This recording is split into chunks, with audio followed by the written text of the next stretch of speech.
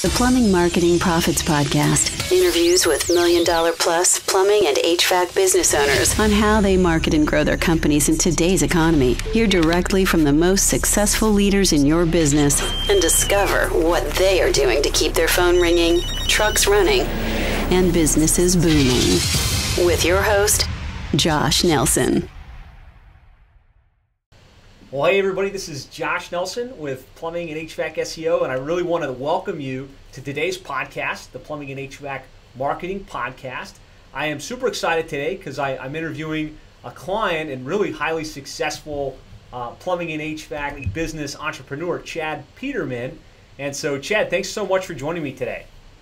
Yeah, no problem, Josh. Thanks for having me. Glad to be on and hopefully provide some value for those listening and watching. I'm sure you will, and just kind of working with you and kind of seeing what you do well outside of what we bring to the table. I can tell you guys have a really creative, aggressive marketing approach. Obviously, you've grown significantly over the last couple of years, so I'm sure there's going to be great insights. So put your learning caps on, get a pen and paper out because it's going to be a great interview. So before we dive in too deep, Chad, just tell us a little bit about your background and kind of high level from the business perspective, approximate, how much revenue, how many trucks, that kind of fun stuff. Certainly. So we've been in business since '86. My dad started the company out of his garage, and myself and my brother run the company now. My dad's somewhat semi-retired. He deals more, so we have a small commercial arm that deals mostly with multifamily projects, rehab, and things of that nature. On the residential side, as a company, we're right around 75 employees. Wow. And continuing to grow. We've got about 40 trucks out on the road. We did a little over 10 million last year. We're on pace this year through the first quarter, and now pretty much almost through April, on pace to hit around 14 or 15 million. Holy moly. We've got our main location is on the south side of Indianapolis. We also have a satellite location in Columbus, Indiana, which is about an hour or 45 minutes south of Indianapolis. And then we're about 2 weeks away from launching a third location in Lafayette, Indiana, where Purdue University is. It's about an hour and 15 minutes from our location here in Indianapolis. So, definitely over the past 2 to 3 years, we've really grown significantly and added people and just continuing to try to get better each and every day to hopefully serve as many customers as we can. That's phenomenal. I was actually looking at my notes, and for some reason I had written down $6 million annual revenue, like 30 trucks. So you've grown a lot since that initial note was taken in our system anyways. Yeah. I think the initial note when I reached out to you guys was probably around 2016. Mm-hmm. 2016 we did right around 7 million. We did 10 last year, and then like I said, we're on pace for 14 or 15 this year through the first quarter. We can hold that up. So obviously it's early on, but still trying to push hard for sure. That's phenomenal. I'm excited to unpack that, kind of how you guys made that happen. Just tell us a little bit about the service mix. I know that HVAC kind of leads the name, but your full service, tell us about that. Yeah, so full service, we've been doing heating since '86. So Dad started with heating. That's primarily where his background was. We added plumbing right about 6 or 7 years ago. Mm-hmm. So that was kind of the plumbing side of things. And then we added kind of our excavation side probably about a year and a half ago. Really got serious about it about a year and a half ago. So as far as our mix goes, we're about probably 50 to 60% HVAC, and then the other probably 30% is plumbing, and then we've got that 20% or so, 10 to 20% that's that commercial side that we do. Awesome, great mix. And so, I know that you and your brother now are running it day to day. Your dad's obviously been involved, but kind of tell me how you got into the business. Is it a second generation, third generation? Yeah. So it's a second generation business. Okay. My brother and I kind of took two different paths into the business. Obviously, as kids growing up, we were always in and around, cleaning the shop or whatever that may be. And so after college, I actually really kind of upon the advice of some friends and family, took a job elsewhere. So I actually moved out of state, moved down to North Carolina, took a job down there, totally out of the industry, had nothing to do with the trades or heating or plumbing or anything like that. Worked down there for almost exactly 2 years, and then decided it was time to come back. So came back, got started really just doing a little bit of everything, which was really good. You kind of learn all aspects of it from inside out. I've never really been a technician type, but there again, I've learned from some of our guys, the ins and outs. So I know enough to be dangerous. We'll just put it that way. Mm-hmm. When it comes to field stuff, my brother was a little bit different story. He kind of knew that this is what he wanted to do from when he was young. So he went to college, and then right out of college started working here, and has worked here ever since. Very, very cool. And so, what's your main focus in the business? Like, what's your main thing you focus on versus what he focuses on? Yeah, so it actually works out really nice. Obviously, I've heard my fair share of horror stories when it comes to family business and different stuff like that. We're very, very fortunate in the fact that my interests and my brother's interests are very different. My interests lie more so on the business side of things and the marketing and growing the business, and not that he's not focused on that, but he's more on the operations side. So he runs pretty much our entire HVAC install department, our sewer and excavation department, all of that stuff when it comes to operations and putting in and coordinating big jobs. That's his baby. That's what he loves to do. So it works out nice. We've got kind of a nice split when it comes to roles. Yeah, it really sounds like almost like the perfect synergy, right? You're focused on the sales, business development. He's focused on operational excellence. And when that happens, it's just a beautiful marriage of skills, and you're not like fighting each other for some of the same responsibilities.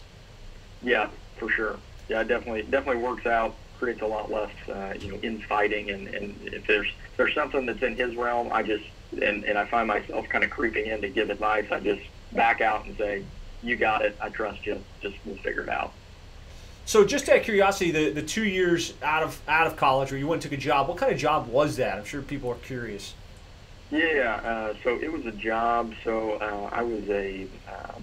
I worked for a company based out of Pennsylvania. We manufactured adhesive. Okay. And so I was kind of an account manager I covered the entire Southeast, really, from North Carolina down to Florida and Florida to Texas. So okay. It was on an airplane every Monday, home every Friday. Ouch. So as you can imagine, that gets a little bit old after a while. Oh, yeah. But when you're young, that's pretty fun. I had a lot of friends that somehow, luckily for me, moved down that direction. So it was always nice on a weekend. You could see friends that you may not see all the time, and it was a good experience of kind of learning on your own and out there by yourself. Yeah, because so many of these businesses do come, second generation, third generation, and there's always that challenge for the next generation coming up. It's good to hear your perspective and that you did it. Do you feel like that was something you'd recommend? Maybe spend a couple of years working at another company just so you get a feel for what the real world is like before you hop full time into the family business? Yeah, and there again, everybody's journey is a little bit different. My brother's made it work out just fine, and he came straight into it. I think for me and where my interests lie as far as growing the business and the marketing side, Dad was always, key on growing the business, but the marketing and stuff like that, that didn't interest him a ton. So it was good to have, I guess, more so the confidence that I've been out on my own. Hey, I think this is what we should do, and have the confidence to stand behind that decision, as opposed to, not really knowing anything and then coming in and going, I think we should do this, and he goes, we've never done that before, and then, well, okay, I've never made any sort of decision out in the real world either, so I guess I'll just, defer to that. So for me, I would recommend it. It gave me a lot of time to grow up, I think, out of college, and I think it served me personally really well. Nice. Very, very good. Thanks for the insights on that front. I'm sure that's going to be helpful for a lot of guys that are maybe in a similar track to you. So, awesome. So you've got this great company, growing, expanding. Let's dive into kind of the nuts and bolts of how that happens. So I always say, and I like to frame this entire podcast around, marketing really boils down to three key things. Market, who do you sell to? Message, what do you say? How do you position yourself uniquely? And then media, how do you get that message in front of those ideal customers? So let's start with the market. How do you guys define the ideal client for Peterman Heating, Cooling, and Plumbing? Yeah, so this is something that I think probably over the last year we've really worked to narrow down.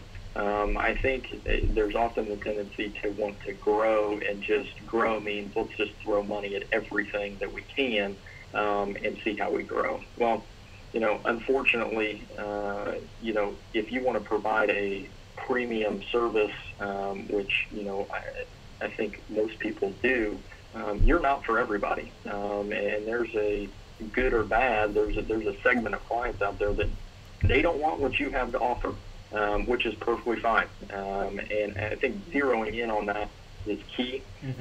We focus in on, obviously homeowners. The people that we do really well with are people with, what we found is people with secondary education, so college grads. We kind of tend to, obviously, as I'm creating some of the message, the demographic that I'm a part of, we speak well to that demographic. So you're, young professional, that, 30 to 45 range, we speak well to. But we also speak well to, I think, an older demographic too, is what we're finding, because we really promote trust, and we're the company that you can count on, and dependability, and we're honest, and we want to treat our customers like family.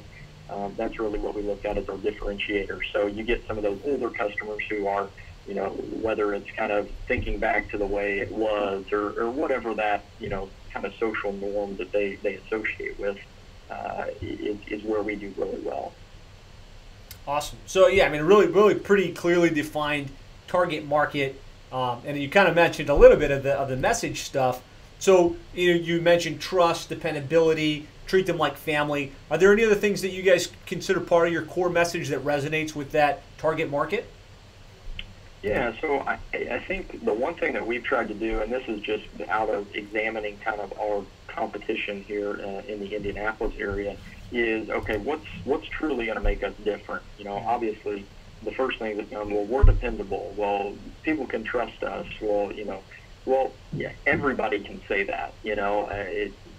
In one way or another, it's definitely hard to kind of call somebody on, well, you're not trustworthy, or whatever it may be.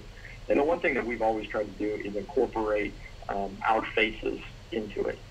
So we've got myself and my brother, we do all of our own radio commercials. We do all of our own TV. We do on social media, you see us a lot as far as really promoting the fact that we're not hiding behind a brand. We're out there. If you got a problem, my name, call me up, and we'll talk on the phone. One of the guarantees that we have for our members is what we call an owner's voice guarantee. So if you have a problem and you felt like you were wronged in some way, or a situation didn't go the way it was supposed to, you can call up, and one of us will talk to you. We always look at it as, we're going to talk to you anyway. Why not just put it out there and use it as a piece of our marketing to really show that you can trust us, because I'll talk to you on the phone about it if something goes wrong. I love that. That's the first time I've ever heard that, and it's a unique thing to you guys, the owner's voice guarantee. That's really cool. Yeah, thank you. It's done really well. I think you catch some people off guard when you say it. Like, I've had other businesses like, well, I could never do that. Well, yeah, you can. It's just a matter of, do you want to hold yourself accountable to providing that level of service that people are going to be thrilled about? And then also, just helping people out and taking responsibility for what you do. We're all going to screw up. It's the nature of the business. We're going to have leaks. We're going to have, units that have a part that's faulty. It's just part of it. But I think standing behind that has always served us well when it comes to making a customer for life. Awesome. Yeah, that's really good. And the other thing you said, which is true, if you look up Peterman Heating and Cooling, you're going to see you've got Chad, you've got his brother, you've got his dad. Their faces are out there, and they're not hiding behind it. I know that people like to do business with people they know, like, and trust, and so you guys have really embraced that in a powerful way. And I think it's really serving you well, as the numbers will indicate. Certainly, yeah. It's been really good, and it's also, I think it makes it that much more special when you get those positive reviews. And people are like, hey, they stand behind what they do, and they want to do good. Or, my favorite ones are, hey, they screwed up, but they got back out here and got it fixed, and they didn't, they didn't string it out and try to blame it on somebody else. They just got it taken care of like it should have been in the first place. Yeah, powerful stuff, powerful messaging. So then we can shift to the media. And I know you guys do this really well. You get a very diverse marketing mix. But let's talk a little bit about what avenues you use to get that message out and where you're generating the leads from. Yeah, certainly. I kind of made a few notes here just so I don't make sure that I don't miss any. Our primary what we call our primary marketing piece is our newsletter. Okay. So we do a print newsletter to our entire customer base each and every month. So we make it in-house. And it's filled with not so much a sales message, but more of just a human message. Make it something interesting to read. Our biggest test is, if this story was in the paper, would you give it a look? Is it an employee maybe having having a new grandbaby, or someone graduating from college, or the recipe of the month, or the employees of the month, different things like that, along with educational pieces that is just there to provide information and be someone that the customer can count on when it comes to the needs of their home. I would say Yeah, go ahead. No, go ahead. I just want to chime in on that particular topic before we move to something else. So continue. I didn't mean to cut you off. No, you're good. Yeah, and then I kind of went deep into that one because we do use that as kind of our basis. Okay. And then we really spin all of our other marketing off of that newsletter. So I just want to chime in then before we move to the next topic. It's such a powerful thing that you are sending a physical newsletter. So it's not an email. It's something physically printed and mailed. It's personality based.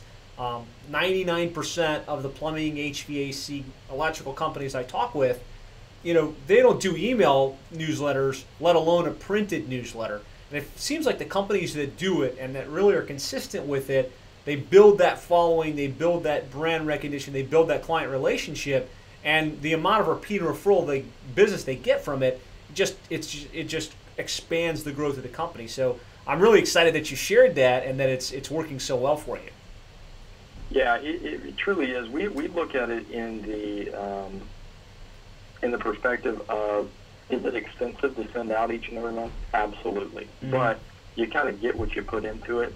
And the thing that we look at it is, anytime we get a brand new customer into the funnel, whether that be through the website or through a mailer, or they saw one of our trucks or something like that, our goal is to get them on that newsletter list, because then they can start learning about who we are as people.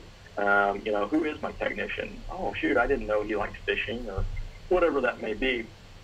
And so we really use that and really think about that as putting a fence around our customer base.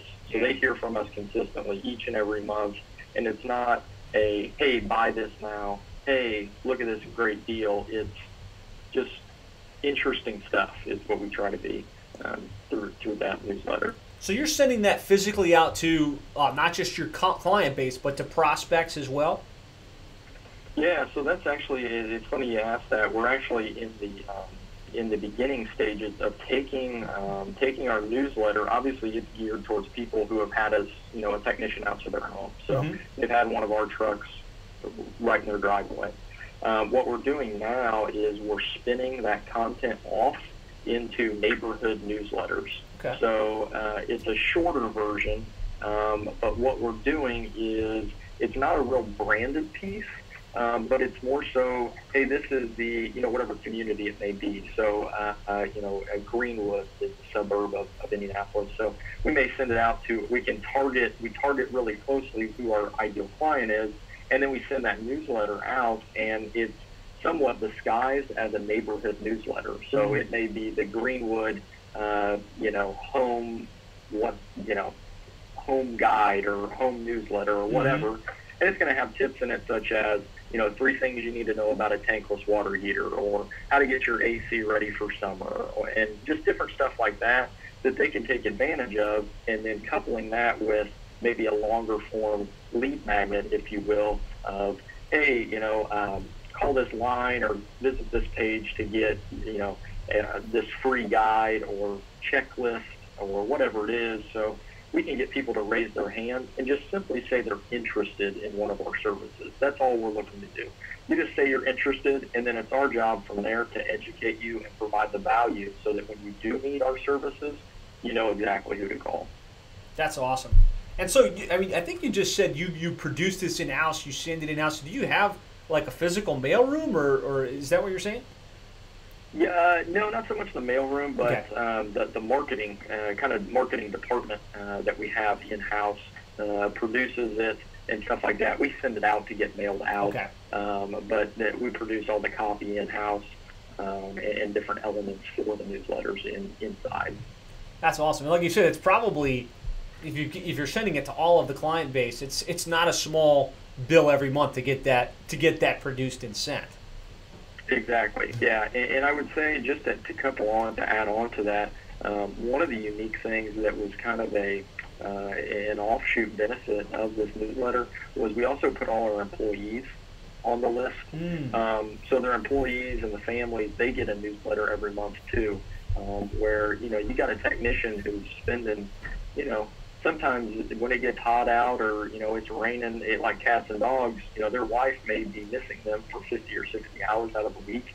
It's nice for that spouse to know, hey, my husband or my wife, they work for a company that cares and that's human. It's not my husband or wife is a number and they're just going out there getting beat up, and then I never get to see them, and then they're stressed out and stuff like that. So we've really used that, and that wasn't an intent when we first did it, but it's been one of those things where we've tried to incorporate elements in there where we incorporate the spouses and stuff like that, because we are a family, and sometimes a big family when you think of extended families and people's families at home. No doubt. And so that also then is tying into company culture, which is helping with retention and kind of the buy-in of the team. So that's a cool offshoot from that marketing strategy. Yeah. Okay, so we talked about newsletters. Do you send that in an email format as well, or is it just printed?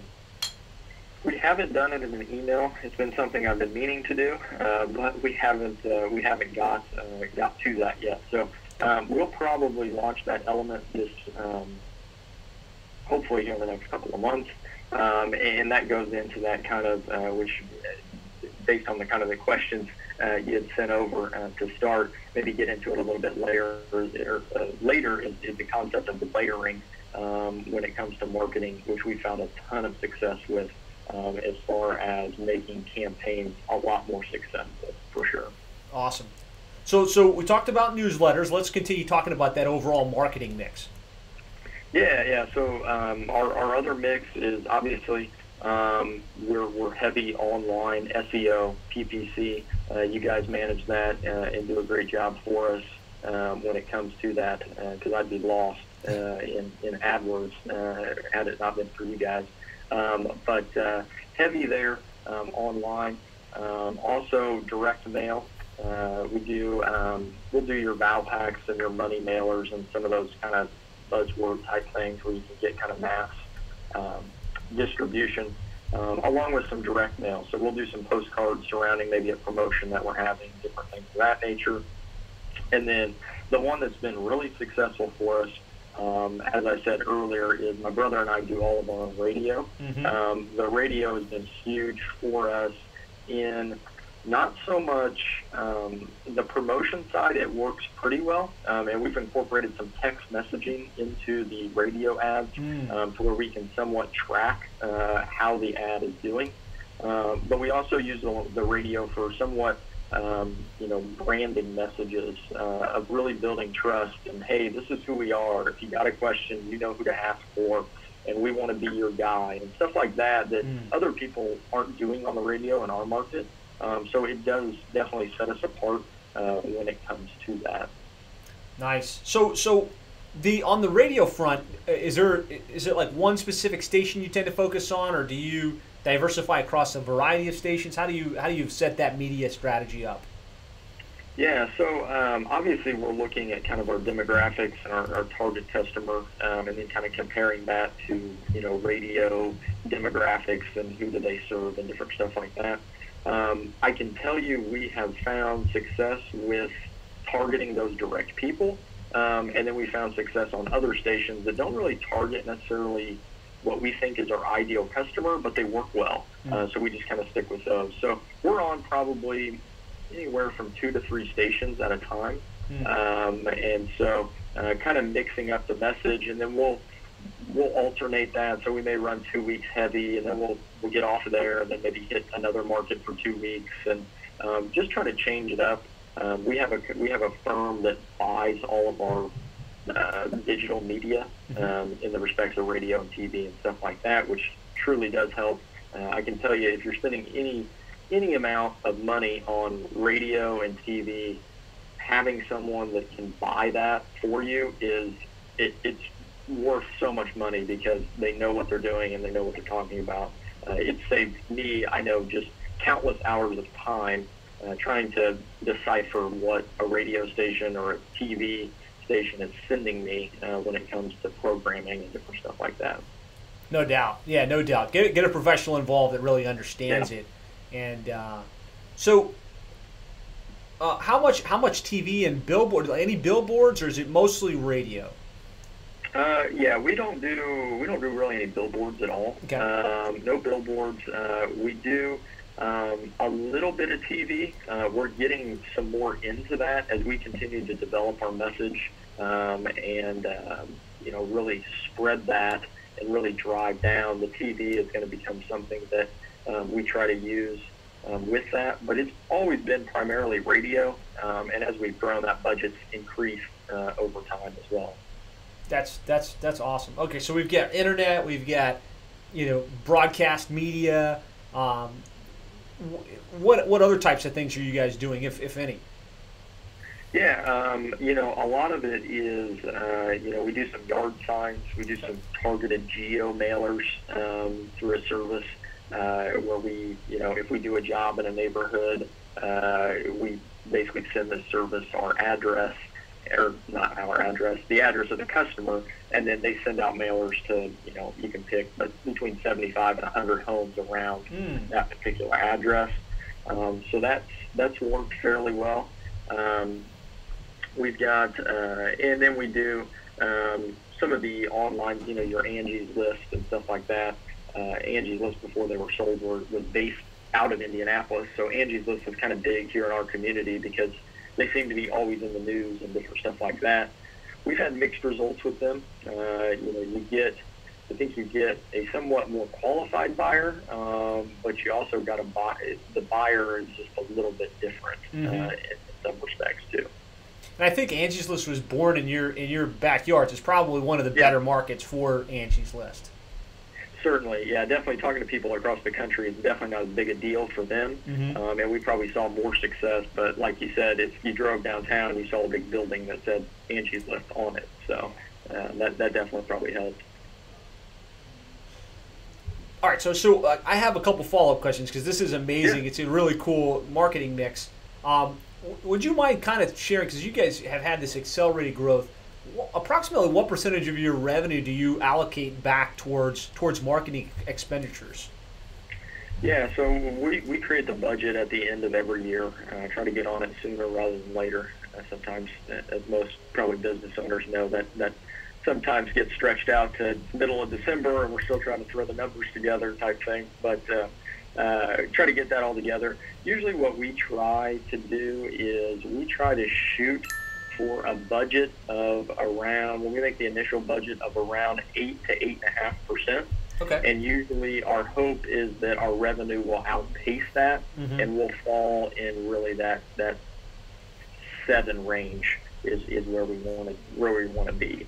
Okay. I've heard people say 10% if you're really wanting to grow. To me, you get up in there, you better be pretty confident about your budget when it comes to what you're spending and what you're going to bring in the door, for sure. Yeah. So it's awesome that you've been able to see that type of accelerated growth at 7%, because most people say you got to be 10 plus to really get a growth going. So that's been fantastic. Yeah. There's a question here. Thanks for joining us, guys. We've got a couple people watching us on Facebook now. Ursula O'Hare wants to know approximately how long did it take you guys to get to the $6 million mark as a company? Do you know that offhand? $6 million. We were there. That would probably be a better question for my dad. All right. If you don't know, we don't need it. Yeah. But yeah, it was we were probably 10 or 15 years in before we hit that mark. And there again, my dad's growth strategy was a little bit different than what our strategy is now. But he had different goals and different things of that nature. So it definitely was always healthy growth for him as far as that goes. So it was quick, obviously great to get to $6 million, and it's amazing that you're continuing to have this accelerated growth that you guys have now. Can you talk a little bit about the texting with radio? That's something that is kind of unique, something that's kind of cool. Can you talk about that a little bit? Yeah, certainly. So that was something that we came up with last year, and we run a free furnace promotion. You probably have seen it out there with somebody if you've been around the program. But basically, we work out like a co-op deal with our supplier, in that if we buy an air conditioning system, they'll give us the furnace for free, type thing. So we work out kind of a deal on that end, and then we kind of instituted it with the radio in that promotion specifically. And what it was if you'd like a free consultation, text a keyword. It was, I think, furnace for that particular promotion.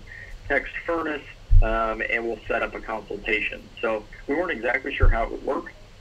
We kind of put it out there, and it was amazing because we had the service tied to our email. So I would be maybe listening to the radio, hear the commercial, and then you would see the inbox just filling up with people wanting consultations. I can tell you it worked really well the first year. This second year, it has not worked as well as it did the first year. Okay. The promotion itself didn't work as well as it did the first year. I think some of that has to do with weather. Last year in Indianapolis specifically, it was an extremely warm first quarter, whereas this year it's been more cold. So we're thinking that is kind of, because we ran the exact same promotion. So we're thinking that may play into it a little bit, but the texting has definitely been interesting. And I can tell you some advice, if you do try it, is to keep the conversation text messaging. So we tried it at first where we took a text and then we'd call them, and it didn't work so well. The people wanted to just stay texting back and forth, which was perfectly fine. So it worked a lot better that way. So a couple really cool insights for most of you. First of all, broadcast media is working for them. Second of all, using text messages. A lot of you might not even know that's a thing, right? But there's technology out there where you could say, hey, on the radio ad, text furnace to 55333, whatever number you had set up through your system, and get those leads. And then you can engage with them via text messages platforms for that kind of thing. So it's interesting that you've got their cell phone number, which is usually a great thing, but you're saying as you reached out to them to follow up, they were like, hey, I texted you. Why don't you just text me back? Yeah, it was very, and the conversation was, I think most of the time, CSRs were taught to get a lot of information and understand what the situation is. I cut down on that drastically to the point where it was when can we get out to do a free consultation? They would usually respond with Tuesday, and I would say, okay, great. Would 9 a.m. work? And if so, can I get your name and address? So we would just book it, and then they would say, okay, yeah, I'm, Sue Smith at 123 Main. And then I'd finish the conversation with, okay, great, we'll see you Tuesday. We get that consultation booked and then head on out there and get it taken care of without ever speaking to them on the phone. Very, very cool stuff. The other thing I wanted to come back to, you kind of alluded to this a little bit, was this whole notion of layering with your advertising and your marketing strategy. Can you talk more about that? Yeah, so certainly. So we've gotten, I'm sure everybody can relate to I send out this mailer, I paid the postage, I paid for the printing, and oh my gosh, I got like 3 leads back, or whatever it is, and you're just like, oh, I'm never doing that again. That was terrible. Direct mail doesn't work, all of this stuff.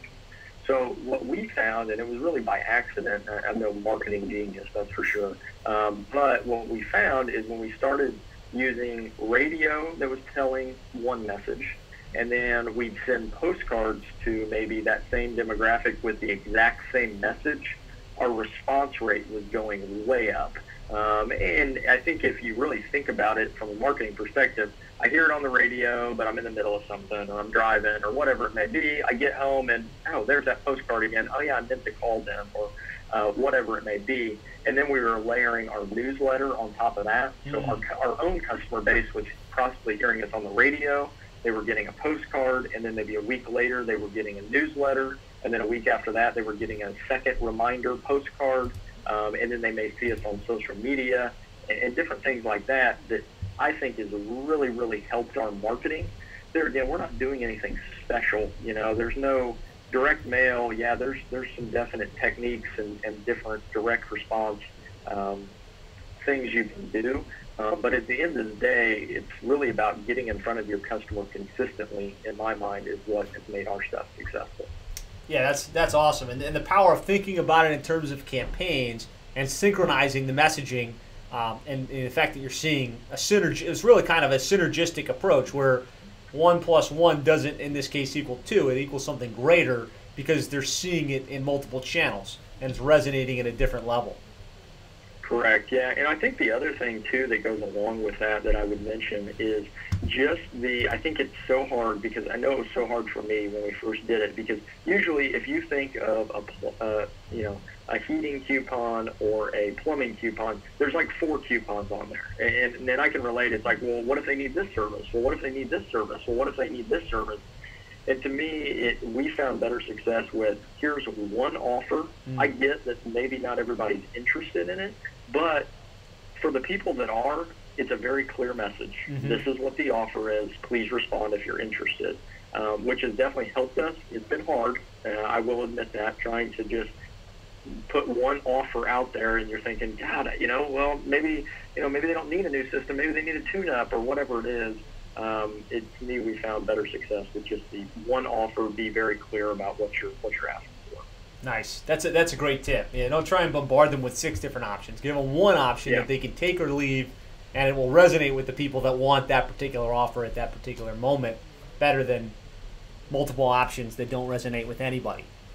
Yeah, for sure. Great point. So, I mean, you're kind of looking at you guys' reputation, your growth rate. You guys have an amazing online reputation. You've got lots and lots of online reviews. What kinds of things do you guys do in order to generate online reviews for the company? Yeah, so online reviews, we use which I'm sure a lot of people are familiar with, we use the dispatching software of Service Titan to run our company. Through Service Titan, we have a service called Review Buzz that's tied into Service Titan. I would say that the one thing, the reviews have been great for that, but probably the better service that Review Buzz helps us with is it generates an email to each customer before the service call with the technician's picture and a short bio. And that is probably the one thing in this business that I would have never thought about in a million years, and we get the most compliments on in our online reviews is about, that was so nice, they sent me a picture and a bio about the guy that was coming out. And I think people just really resonate with, it creates that personal connection right up front, as opposed to who's this strange man in my house and what does he want to sell me. That's not what we're there for. We're there to educate and provide options for taking care of whatever problem you may have on that particular day.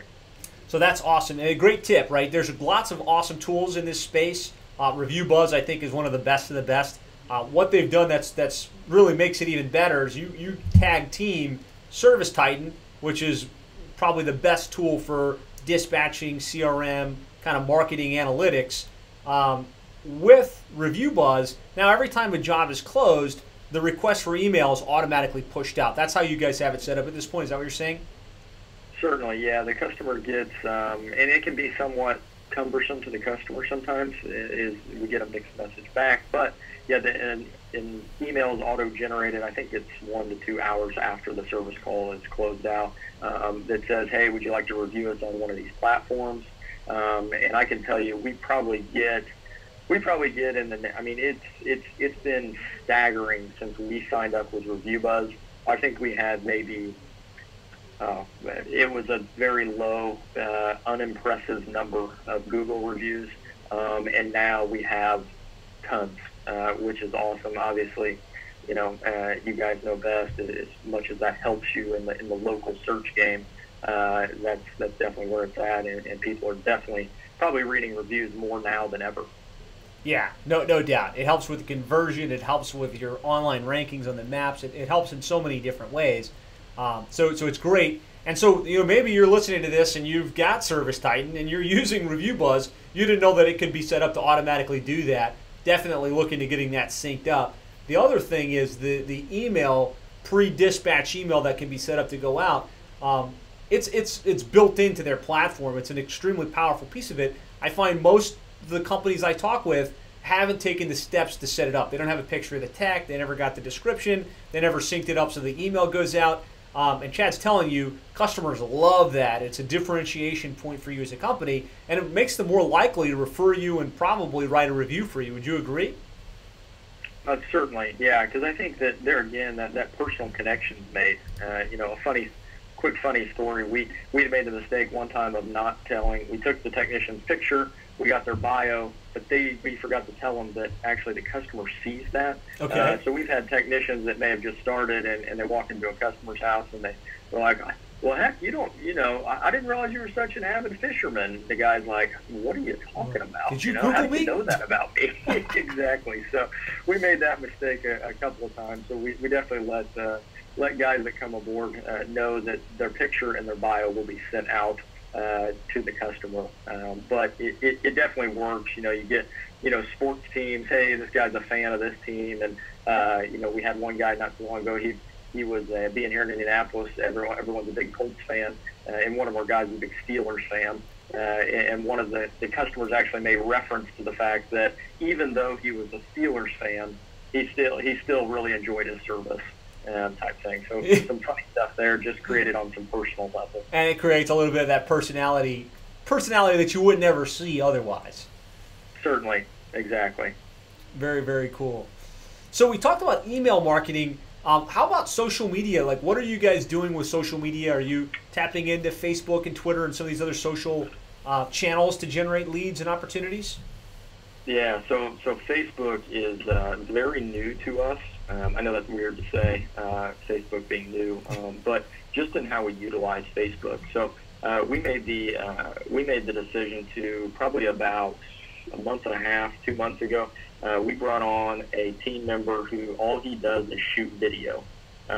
So video, and whether that is 3 tips on getting your furnace ready for winter, or whatever it may be, or how to save energy in the home, or whatever that may be. He's taking care of that. He's taking care of getting technicians out in the field, video testimonials from customers, which are extremely powerful. And then we're using Facebook as that platform to educate our customers through video and really create engagement. So we are seeing where we're posting videos, and then with Facebook's analytics, the ability to drive down to a particular segment of the population is just somewhat creepy, how defined you can really get.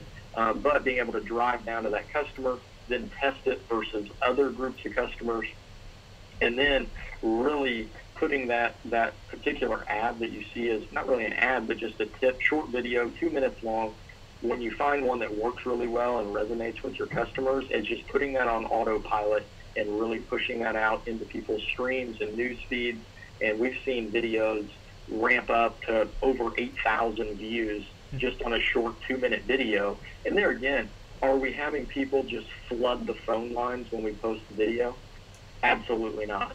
Don't be confused that, this is some magic bullet. It is not. It's a long range strategy to where we're always out in front of the customer and we're always providing value. We very, very rarely ask for or run a promotion with Facebook or anything like that.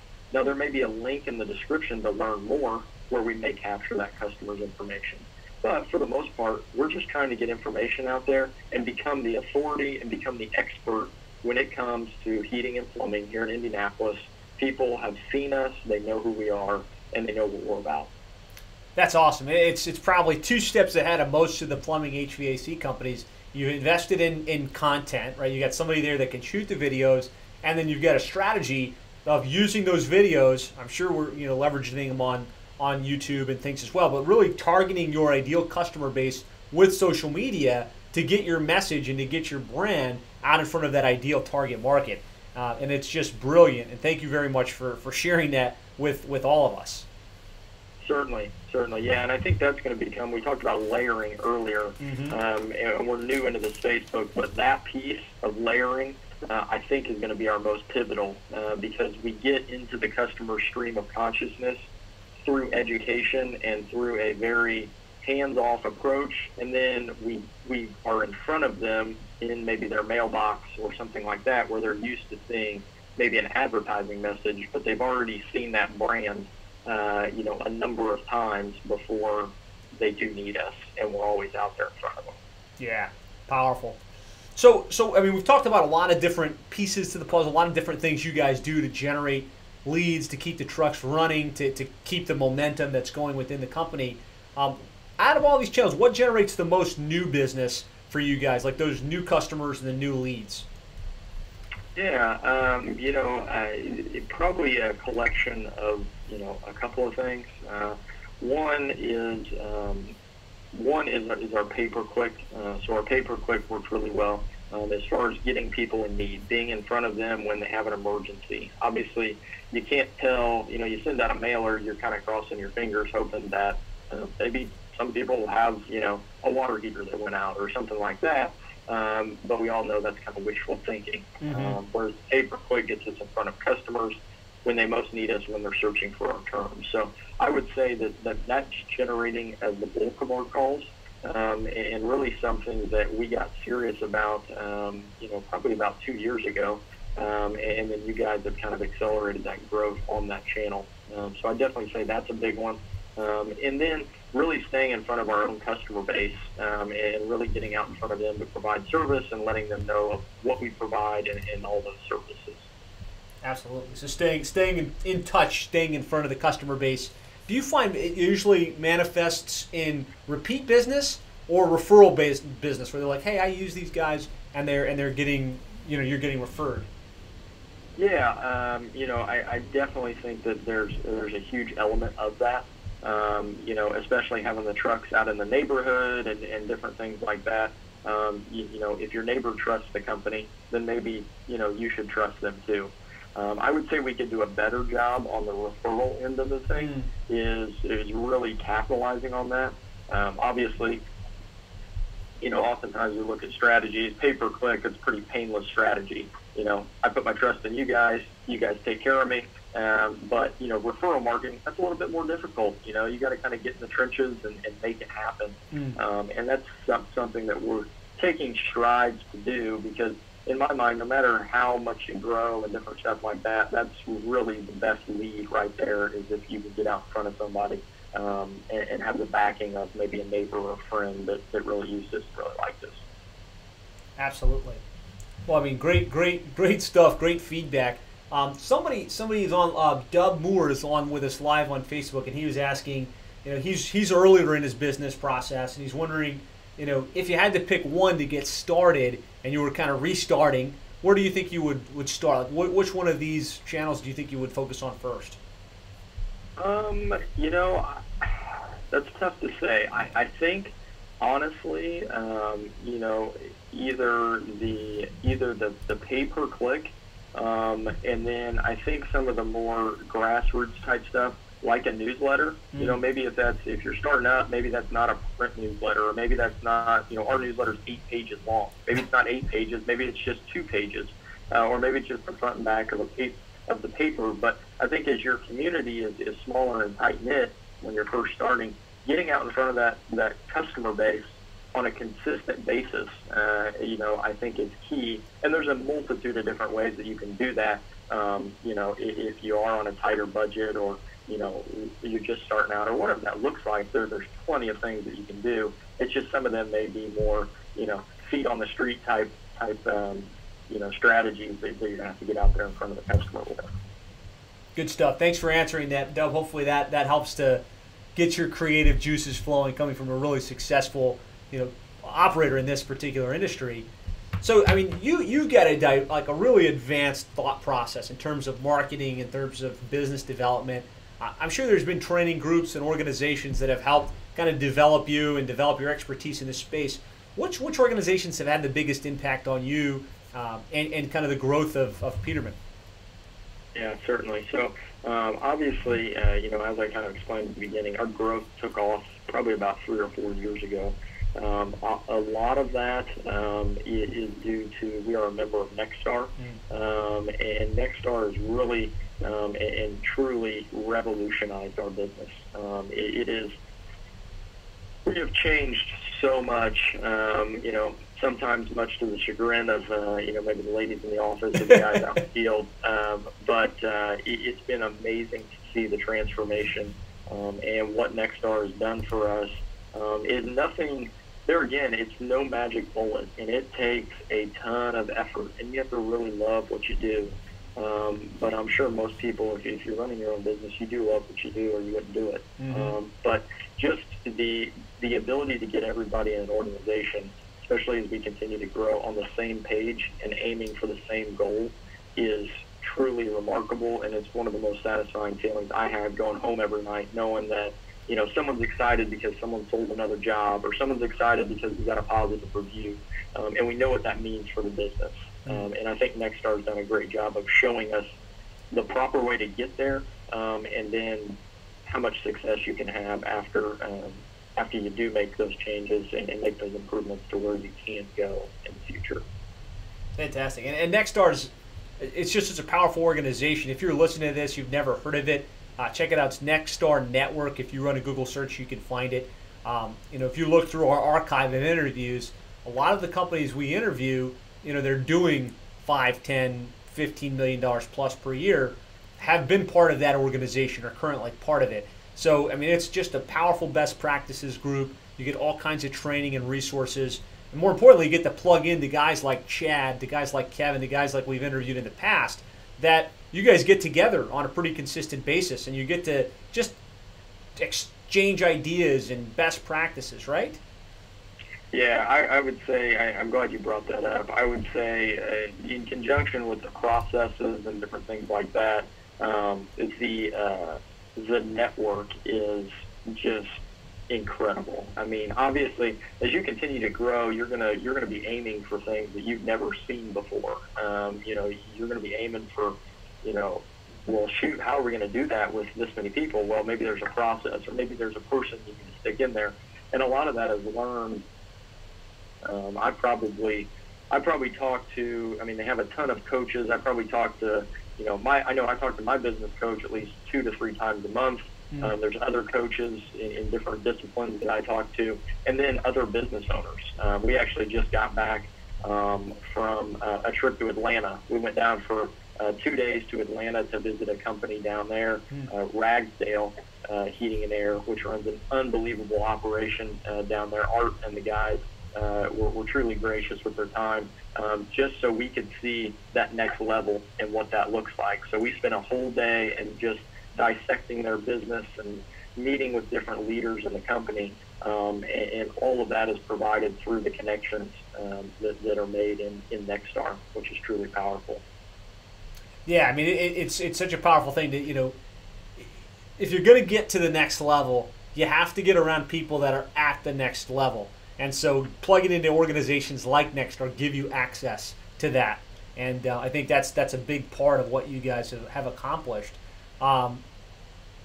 So, this has been amazing. You shared some awesome insights. I'm sure everybody's like, wow, this was awesome. Thank you, Chad, so much. What I guess, just to kind of wrap us up, what additional nuggets of wisdom or insight would you have to share for that plumbing or HVAC business owners that's just trying to get to the next level and trying to move the needle to the next place? Certainly.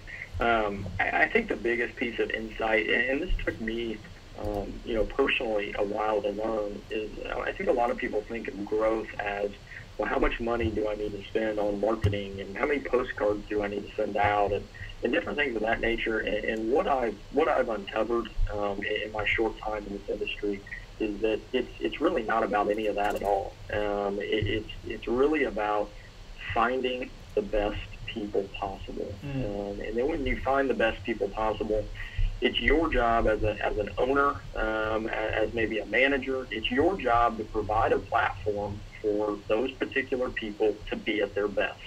And that is, through leadership and support and understanding what they need to be successful. Because ultimately, I get people that ask, how much are you spending on marketing or whatever it may be, and it's really not about that. Marketing at that point is secondary. Marketing is just I've provided a platform for this plumber to be the best plumber in the city. Now I've got to use marketing just to get him in front of the right people, and he's going to be able to do his thing. And truly, what we have done over the past 2 years is really put an emphasis on growing people and growing our organization. And when you do that, it's even caught me by surprise when you talk about growth and growing, and we need to add another person. And sometimes we've added people, and we may not need another plumber, but we're always recruiting, and we found a really good plumber. We'll spend a few extra marketing dollars to get him in front of the right people. It's all about finding the right fit that are going to fit into our culture and really express that culture to our customers, because that's what makes us different. That's what sets us apart, and that's why we want to be the organization. We always have the phrase when we're recruiting is we want a line lined up outside the front of the door where everybody wants to come work here. And when we can do that, when we hit that level of culture and just overall company dynamic, we're going to be a truly, truly powerful place, and we're going to affect lives of not only our customers, but most importantly our employees. And that's what we're here to do. That's our bigger purpose. It doesn't matter how big we get. It just matters really about how many lives we can affect in a positive way, for sure. That's awesome. And great feedback, great concept to close today's interview on. Chad, thank you so much. If you're listening to this, if you're watching it, maybe if you're listening to it after the fact, be sure to, wherever you found this, reach out to Chad. Thank him for sharing his time. Thank him for sharing this information. Really appreciate your spirit, your willingness to share, because not everyone is willing to say, hey, look, this is what I did. This has been my success. And so thank you for your willingness to do that. Yeah, no problem at all. There again, we just got done talking about helping employees and stuff like that. It's my belief too that our industry as a whole, the trades, we've got to lean on each other to prop ourselves up, because our services are needed, and we help a lot of people. And if there's anything I can ever do to help anybody, I've made tons of mistakes. So if I can keep you from making one of those or learn from somebody else on what to do, I'm more than happy to share, for sure. Awesome. Well, thanks, guys, so much for joining us on this call. Thank you, Chad. If you'd like to hear more interviews like this with other highly successful plumbing and HVAC business owners on how they market and grow their companies, be sure to go to plumbingmarketing.net. There you can subscribe via email. You can also subscribe via iTunes if you happen to want to listen while you drive. So thanks for joining us. Be sure to subscribe. Post comments wherever you happen to watch this. Post a comment on iTunes. Post a comment on YouTube. That helps us out a lot. Or post a comment underneath the Facebook Live. Be sure to reach out to Chad and thank him for his time. And we will wrap it there. Chad, I'll let you have the last word. Thanks so much again for your time. Yeah, no problem at all. There again, wish everybody continued success. Looks like it's warming up around the country, so I'm sure all the heating contractors, cooling contractors around the country are excited about that. I know we are. And there again, just I think the biggest thing is remember that we're growing people and helping them succeed. When we do that, the company's always going to succeed in the end, for sure. Awesome. All right, guys. Thanks again. We'll talk to you later. All right, I closed the Facebook feed, so we're offline. But let me stop the recording.